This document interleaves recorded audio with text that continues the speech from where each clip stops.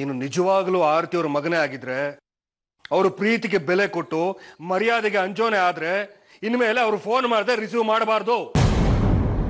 ಹಾಗೆ ನೀನು ಇನ್ಮೇಲೆ ಅವ್ರಿಗೆ ಫೋನ್ ಮಾಡ್ಕೂಡ್ದು.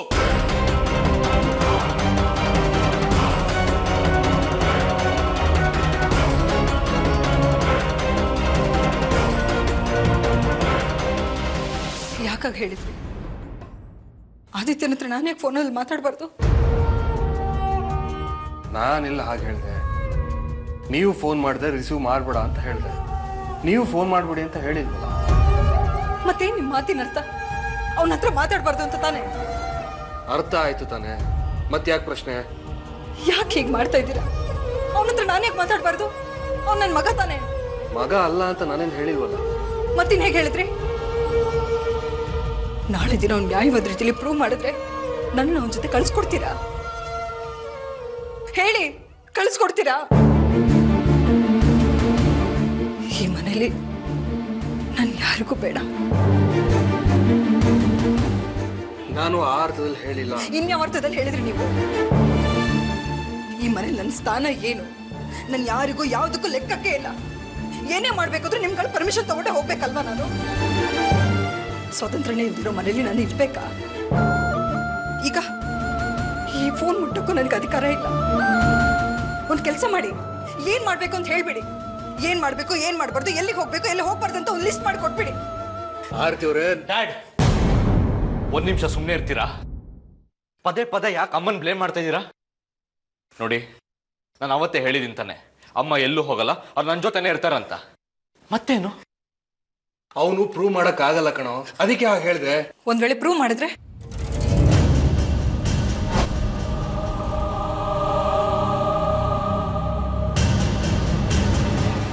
ಯಾರು ಏನೇ ಪ್ರೂವ್ ಮಾಡಿದ್ರು ಅಥವಾ ಯಾರ ಮನೆಯಿಂದ ಕಳ್ಸಿನಿ ಅಂದ್ರೆ ನಾನು ಮಾತ್ರ ನಿಮ್ಮನ್ನ ಕಳ್ಸಲ್ಲ.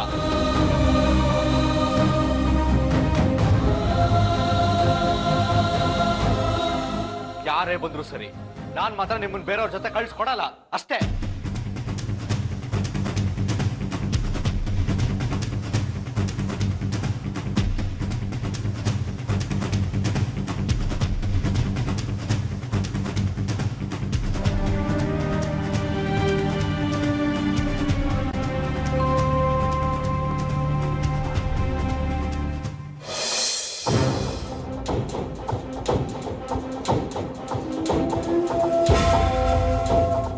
ಯಾವನ್ನ ನಮ್ಮ ಅಮ್ಮನ ಜೊತೆ ಮಾತಾಡ್ಬೇಡ ಅನ್ನಕ್ಕೆ?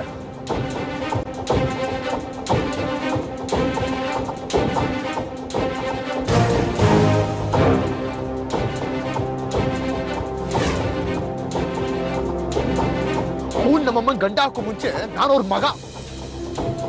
20 ವರ್ಷ ನಾನು ಅವ್ರ ಜೊತೆಗಿರೋದು. ನನಗೆ ಆಜ್ಞೆ ಮಾಡ್ತಾನಲ್ಲ, ಇವ್ನ್ ಯಾವನ್ ನನಗೆ ಆಜ್ಞೆ ಮಾಡಕ್ಕೆ? ಯಾವನ್ ಏನೇ ಅಂದ್ರು ಸರಿ, ನಾನು ನಮ್ಮಮ್ಮನ ಜೊತೆ ಮಾತಾಡದೆ. ಯಾವನ್ ಏನ್ ಮಾಡ್ಕೋತ ನೋಡ್ತೀನಿ ನಾನು.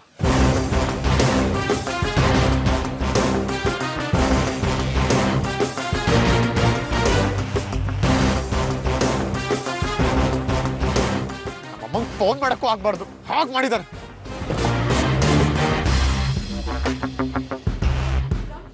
ನೀನು ತಾಳ್ಮೆಯಿಂದ ಯೋಚನೆ ಮಾಡಿ ಅವ್ರನ್ನ ಬೇರೆ ರೀತಿಯಲ್ಲಿ ಹಿಡಿದಾಕು. ಆಗ ನಿನ್ನ ಕೆಲಸ ಸುಲಭ ಆಗತ್ತೆ.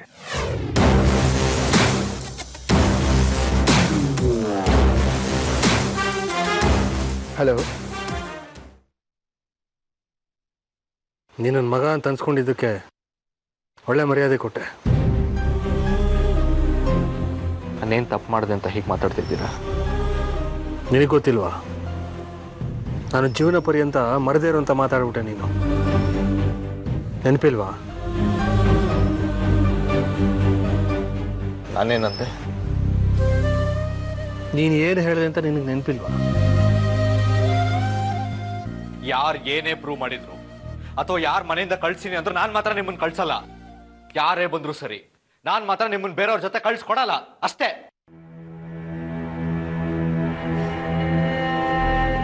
ನಾನು ನಿನಗೆ ಯಾರೋ ಆಗ್ಬಿಟ್ಟೆ ಅಲ್ಲ?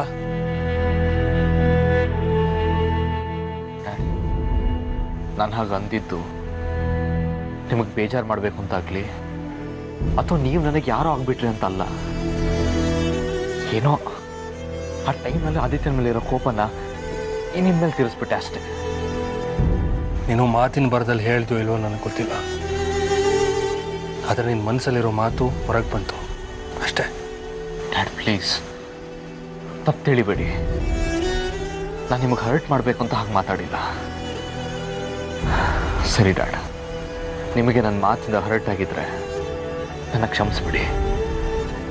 ನಾನು ಆ ಟೈಮಲ್ಲಿ ಹಾಗೆ ಹೇಳ್ತಾ ಇದ್ದಿದ್ರೆ ಅಮ್ಮ ಹೇಗೆ ರಿಯಾಕ್ಟ್ ಮಾಡ್ತಿದ್ರು ಅಂತ ನೀವೇ ಯೋಚನೆ ಮಾಡಿ. ಅಮ್ಮ ಎಲ್ಲಿ ನಮ್ಮಿಂದ ದೂರ ಆಗ್ತಾರೋ ಅನ್ನೋ ಭಯದಿಂದ ಹಾಗೆ ಹೇಳ್ದೆ ಹೊರತು ನನ್ನ ಮನಸ್ಸಲ್ಲಿ ಬೇರೆ ಯಾವ ಉದ್ದೇಶ ಇಲ್ಲ ಡ್ಯಾಡ್.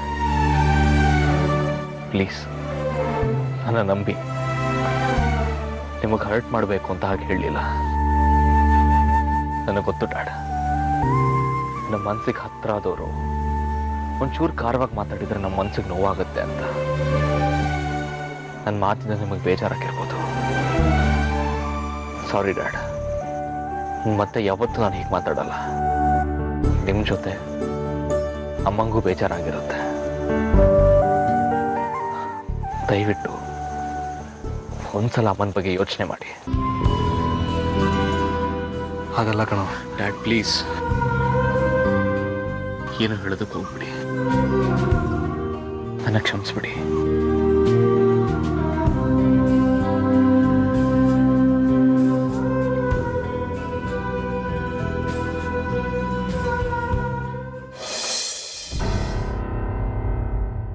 ಯಾಕ್ರೋ ನನ್ನ ನೋಡಿ ಹೆದರಿಕೆ ಆಗ್ತಿದ್ಯಾ? ಅವತ್ತು ಕೋರ್ಟಲ್ಲಿ ಸುಳ್ಳು ಸಾಕ್ಷಿ ಹೇಳ್ಬೇಕಾದ್ರೆ ಹೆದರಿಕೆ ಆಗ್ಲಿಲ್ವಾ? ಸಾಕ್ಷಿ ನನ್ನ ತಂಗಿ ಕಣೋ, ನೀನು ನನ್ನ ಫ್ರೆಂಡು. ಅಂದ್ಮೇಲೆ ನಿನಗೂ ತಂಗಿ ತಾನೆ. ಅಂತವಳನ್ನ ಆಕ್ಸಿಡೆಂಟ್ ಮಾಡಿ ಸಾಯಿಸ್ಬಿಟ್ಟಲ್ಲೋ.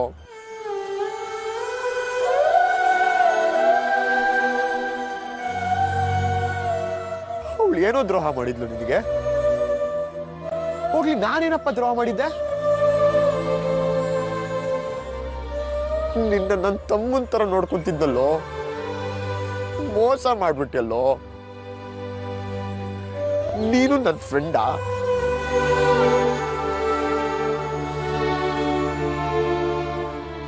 ಸಾರಿ ಕಣೋ ಆದಿ, ಆ ಅರ್ಪಿತಾ ಮಾತು ಕೇಳ್ಕೊಂಡು ಮಾಡ್ಬಾರ್ದು ತಪ್ಪು ಮಾಡ್ಬಿಟ್ಟು ನಾನು ಕ್ಷಮಿಸ್ಬಿಡು ಆದಿ. ನನಗೆ ಗೊತ್ತು ಕಣ್ರೋ, ನಾಳೆ ಕೋರ್ಟ್ ಇದೆ. ಕೋರ್ಟಿಗೆ ಸಾಕ್ಷಿ ಹೇಳಕ್ ನೀವು ಬರ್ತೀರಾ.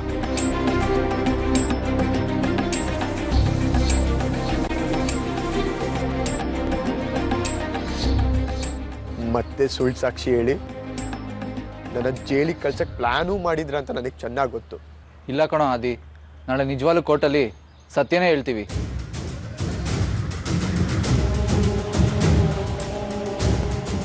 ನನಗೆ ಗೊತ್ತು ಕಣ್ರೋ, ಅರ್ಪಿತಾ ಸರಿಯಾಗಿ ಬ್ರೈನ್ ವಾಶ್ ಮಾಡಿದ್ದಾಳೆ ಅಂತ. ನಾನಿರ್ಲಿ, ನೀವು ಸುಳ್ಳು ಸಾಕ್ಷಿ ಹೇಳೋಂಗೆ ತಯಾರು ಮಾಡಿದಾಳಲ್ಲ ನಿಮ್ಮ ಲೇಡಿ ಬಾಸ್ ಅರ್ಪಿತಾ, ಅವಳು ನಿಮ್ಮನ್ನ ಸುಮ್ಮನೆ ಬಿಡ್ತಾಳಾ?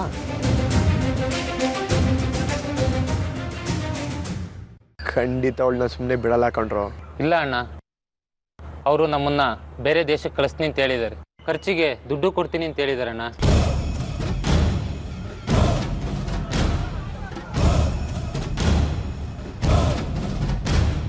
ಯಾಕೋ ಶಿವ, ಅವನೆಲ್ಲ ನಿಜ ಹೇಳ್ತಾನೆ ಅಂತ ಸನ್ನೆ ಮಾಡ್ತಿದ್ಯಾ? ಲೋ ದಡ್ಡ, ಆ ಅರ್ಪಿತಾ ನಿಮ್ಮನ್ನ ಬೇರೆ ದೇಶಕ್ಕೆ ಕಳಿಸ್ತಾಳ? ಅದು ಖರ್ಚಿಗೆ ದುಡ್ಡು ಕೊಟ್ಟು. ಲೋ, ನೀವೆಲ್ಲ ಏನು ಅಣ್ಣನ ತಮ್ಮನ ಇಲ್ಲ ರಿಲೇಟಿವ್ ಅವಳಿಗೆ? ಅವಳು ನಿಮ್ಮನ್ನ ಕಳ್ಸೋದು ಬೇರೆ ದೇಶಕ್ಕಲ್ಲ, ಯಮಲೋಕಕ್ಕೆ.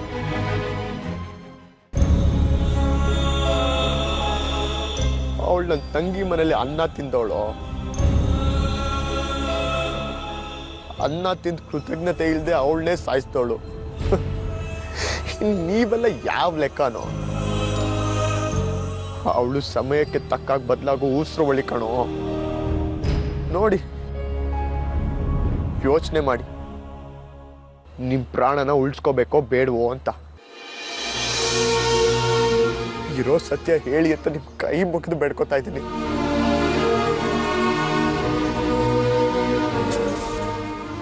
ಯಾಕೆಂದ್ರೆ ನಾನೊಬ್ಬ ಕೊಲೆಗಾರ ಅಲ್ಲ ಅಂತ ನಮ್ಮಮ್ಮನಿಗೆ ಸತ್ಯ ಗೊತ್ತಾಗಬೇಕು ಕಣ್ರೋ.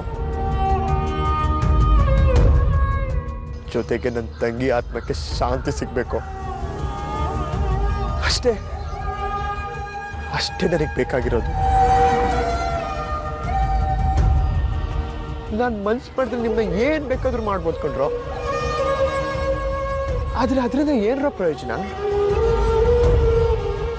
ನೀವು ನನ್ನ ಸ್ನೇಹಿತರು ಕಣ್ರೋ. ನನಗೆ ಜೀವ ತೆಗಿಯಕ್ ಬರಲ್ಲ ಕಣ್ರೋ. ಜೀವ ಉಳ್ಸೋಕ್ ಮಾತ್ರ ಗೊತ್ತು. ನೀವು ನನ್ನ ಪರವಾಗಿ ಸಾಕ್ಷಿ ಹೇಳಿದ್ರೆ ಕೆಟ್ಟೋರಿಗೆ ಶಿಕ್ಷೆ ಆಗುತ್ತೆ, ಜೊತೆಗೆ ನಿಮ್ಗೂ ಶಿಕ್ಷೆ ಆಗತ್ತೆ ಅಂತ ನನಗೆ ಚೆನ್ನಾಗಿ ಗೊತ್ತು. ಆದ್ರೆ ನಿಮ್ನ ಬಿಡ್ಸ್ಕೊ ಬರೋ ಜವಾಬ್ದಾರಿ ನಂದು ಕಣ್ರೋ. ಬರ್ತೀನಿ.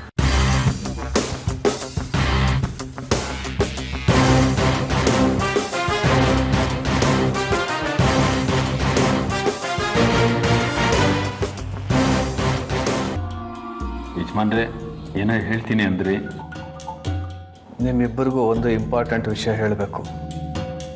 ಆದರೆ ಆ ವಿಷಯ ನಮ್ಮಲ್ಲೇ ಇರಬೇಕು. ಯಾವುದೇ ಕಾರಣಕ್ಕೂ ಆದಿಗೆ ಗೊತ್ತಾಗಬಾರ್ದು.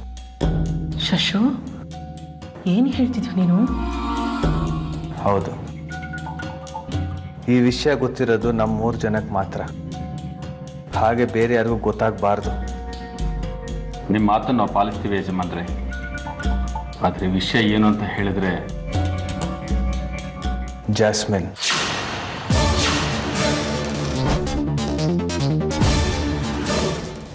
ಯಜಮಾನ್ರೆ, ಈಗ ನೀವು ಹೇಳಕ್ ಹೊರಟಿರೋದು?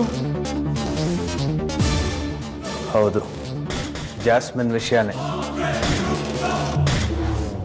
ಈಗ ಜಾಸ್ಮಿನ್ ವಿಷಯ ಬೇಕಿರಲಿಲ್ಲ, ಆದರೆ ಅವಳು ಪದೇ ಪದೇ ಫೋನ್ ಮಾಡ್ತಾ ಇದ್ದಾಳೆ. ಅದು ಆದಿ ಇರೋವಾಗಲೇ.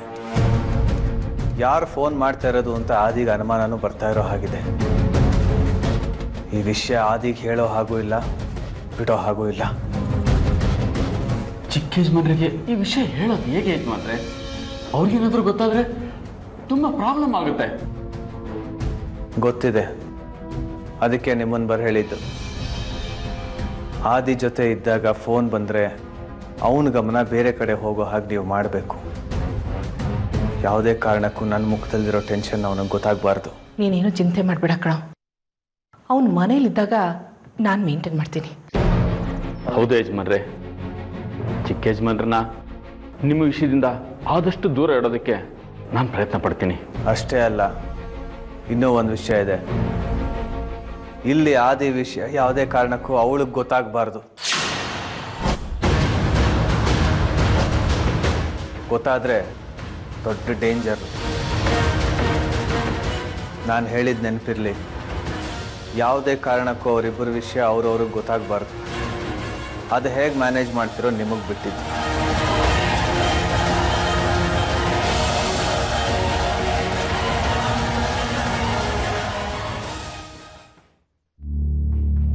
ಯಾರು?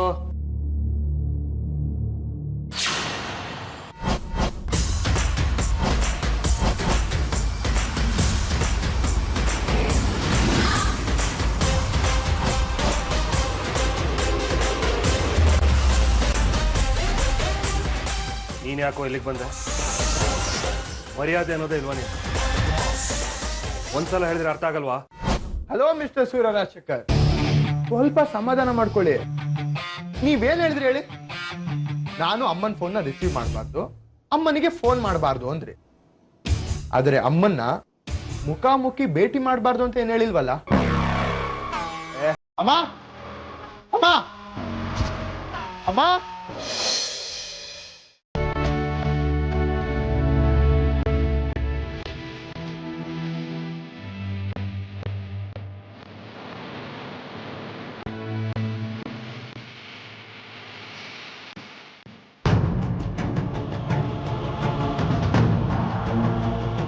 ಓಹೋ, ಇನ್ಸ್ಪೆಕ್ಟರ್ ಸಾಹೇಬ್ರು, ಏನ್ ಸಾರ್ ನಾನು ಕರೆಯೋಕ್ಕೂ ಮುಂಚೆ ಬಂದ್ಬಿಟ್ಟಿದ್ದೀರಾ? ಮೊದ್ಲು ನೀನ್ ಯಾಕೆ ಬಂದೆ ಅಂತ ಬೊಗಳು. ಲೋ ತಮ್ಮ, ಬೊಗಳದಿಕ್ ನಾನು ನಾ ಎಲ್ಲ ಕಣೋ, ನಿಮ್ಮಣ್ಣ ಆದಿತ್ಯ. ಇವನ್ ಯಾಸಿ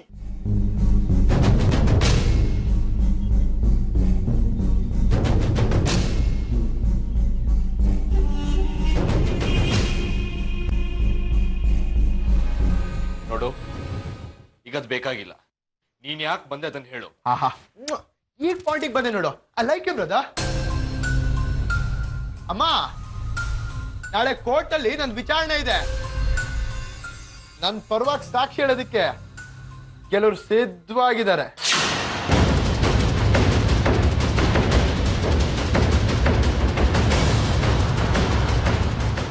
ಸಿದ್ಧವಾಗಿದ್ದಾರೆ ಅಂದ್ರೆ ಸುಳ್ಳು ಸಾಕ್ಷಿ ಹೇಳೋದಿಕ್ಕಲ್ಲ, ಹೇಳೋದಿಕ್ಕೆ. ತಾವು ಮಾಡಿದ ತಪ್ಪನ್ನ ತಾವೇ ಒಪ್ಕೊಳ್ಳೋದಿಕ್ಕೆ, ಅದು ಅವ್ರ ಮನ್ಸ್ ಇಚ್ಛೆಯಿಂದ. ಅಮ್ಮ, ಇಷ್ಟು ದಿನ ಅವರೆಲ್ಲ ನಾನೊಬ್ಬ ಅಪರಾಧಿ, ಎದುರಿಸಿ ಬೆದರಿಸಿ ಸಾಕ್ಷಿಗಳನ್ನ ಕ್ರಿಯೇಟ್ ಮಾಡ್ತಾ ಇದೀನಿ ಅಂತ ಹೇಳಿದ್ರಲ್ವಾ. ನಾಳೆ ಕೋರ್ಟಿಗೆ ಬಾಮ, ನಿನ್ ಮಗ ಯಾವ ತಪ್ಪು ಮಾಡಿಲ್ಲ ಅಂತ ನಿನ್ ಗೊತ್ತಾಗುತ್ತೆ. ಅದು ನ್ಯಾಯವಾದ ರೀತಿಲಿ. ಲೋ ತಮ್ಮ, ನಾಳೆ ಕೋರ್ಟಿಗೆ ನೀನು ಬಾ. ನಿನ್ನೆ ನನ್ ಕರೆಯೋದು, ನೀನ್ ಬಂದೇ ಬರ್ತೀಯ ಅಲ್ವಾ? ಅಮ್ಮ, ನಾಳೆ ಕೋರ್ಟಿಗೆ ಮಿಸ್ ಮಾಡದೆ ಬರ್ಬೇಕು. ನಿಮ್ಮೊಬ್ರಿಗೆ ನಾನು ನಿರಪರಾಧಿ ಅಂತ ಪ್ರೂವ್ ಆದ್ರೆ ನಂಗಷ್ಟೇ ಸಾಕು.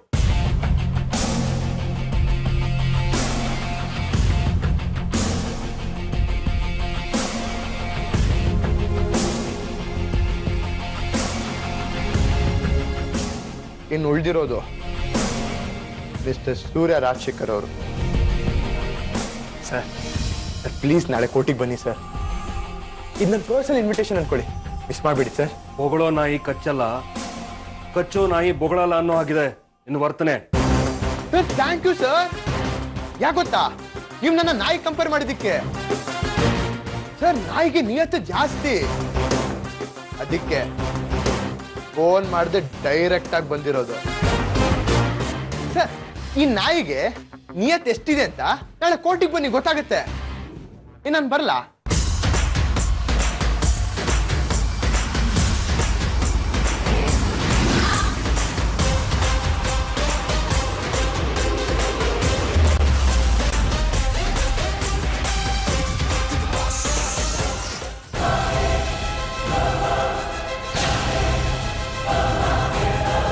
ಸಂತೋಷಕ್ಕೆ ಆಡು, ಸಂತೋಷಕ್ಕೆ ಕುಣಿದು ಕುಣಿದು.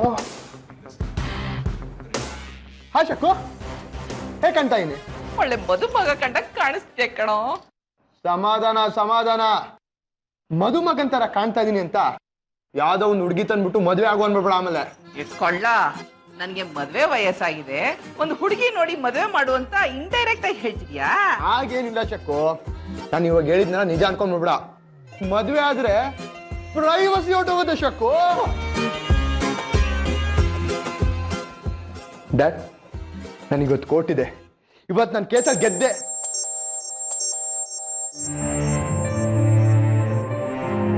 ಒಂದು ನಿಮಿಷ ಡ್ಯಾಡ್, ಒಂದು ನಿಮಿಷ ನಿಂತ್ಕೊಳ್ಳಿ.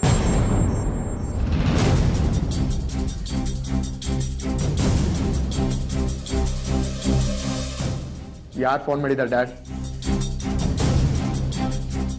ನಾನು ನೋಡ್ತಾ ಇದ್ದೀನಿ. ಕಾಲ್ ಬಂದಾಗೆಲ್ಲ ಸೈಡ್ಗೆ ಹೋಗಿ ಮಾತಾಡ್ತೀರಾ ಇಲ್ಲ ಗಾಬರಿ ಆಗ್ತೀರಾ? ಹೇಳಿ ಡ್ಯಾಡ್, ಯಾರ್ದು ಫೋನು?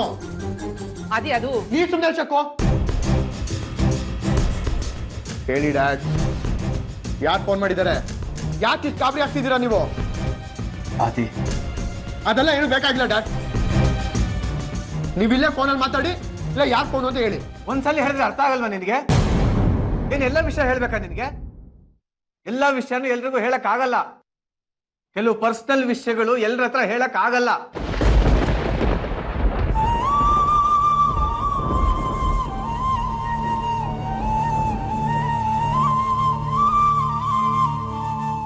ಅಂದ್ರೆ ನಾನ್ ನಿಮ್ಗೆ ಏನು ಅಲ್ವಾ?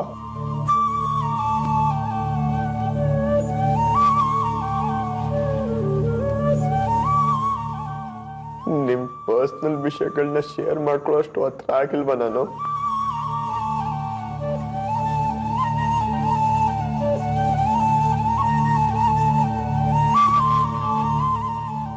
ಮಗನ ಹತ್ರನೇ ಗುಟ್ಟು ಮುಚ್ಚಂತ್ರ ತಪ್ಪು ಏನ್ ಮಾಡಿದ್ರ ಡ್ಯಾಡ್ ನೀವು?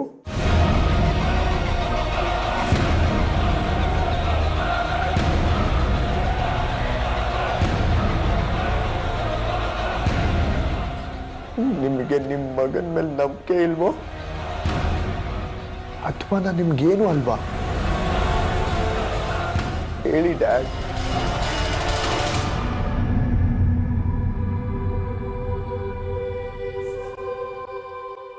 ಅದೇ ನನ್ನ ಮಾತಿನ ಅರ್ಥ